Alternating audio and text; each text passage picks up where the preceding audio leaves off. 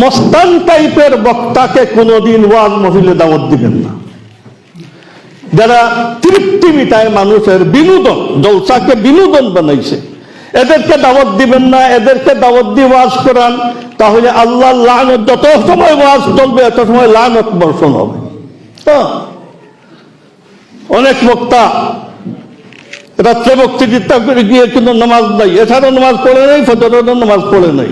আপনারা এদেরকে আপনার বড় বড় আপনার ওলি আল্লাহ হিসাবে দাওয়াত দিয়ে আনতেছেন। বোম মারলে পেট থেকে কোনো ইলিম বাহির হবে না। এরাই যত জাহিল এত টাকা বেশি, আর যত জাহিল আপনাদের খাহিস আর এশক মহব্বত এদের সাথে বেশি। যার কারণে যেমন এই রামদামা হয়ে সিদ্ধান্ত নিবে, দিনই আলোচনা যে করতে পারে তাকে আনবো। মানুষ 500 হইলে আলহামদুলিল্লাহ, 5 লক্ষ মানুষের কোনো প্রয়োজন নেই। আমাদের মুফতি সাহেব আমাদের জন্য নিয়ামত। যেদিন মারা যাবেন তারপরে আপনার সবাই বুঝবেন কি নিয়ামত হারাইছে। আলহামদুলিল্লাহ, ওনার কথার মধ্যে কশিশও আছে, আর হর কথার মধ্যে দিন আর হেদায়েত। আমাদের এই মৌলানা শরীফ মোহাম্মদ সাহেবকে আনবেন, সালামরা জলসায় এখানে হুজুর ওয়াজ করেন। ওয়াইজকে আপনারা নিজে নির্ণয় করে ফেলবেন।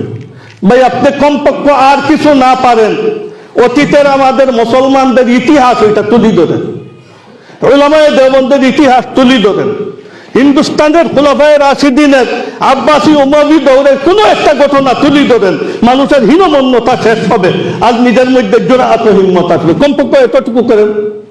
কাউকে বলেন আপনি শুধু হায়েজ নেফাসের ওয়াজ করেন, কাউকে বলেন মহিলাদের পর্দার ওয়াজ করেন, কাউকে বলেন পুরুষের ওয়াজ করেন, মুআমালাতের ওয়াজ করেন, তালাক ইদ্দতের ওয়াজ করেন। যে হুজুর কমপক্ষ যে কোনো হুজুরের একদিকে রুচি আছে, যে কোনো এক রুচির দিনদারি যেন করে। ফালতু ওয়াইজকে দাওয়াত দিয়া যে টাকা দিবেন ওটাও হারাম, আর যে মজলিস পড়লেন ওটাও আল্লাহর লানত আর গজব পড়বে, এখানে কোনো রহমত আসবে না। যদি আমরা এইসব লাইনে মেহনত করি, ইনশাআল্লাহ এই জাতি গঠনে খুবই ফলপ্রসূ আপনার কাজ হবে।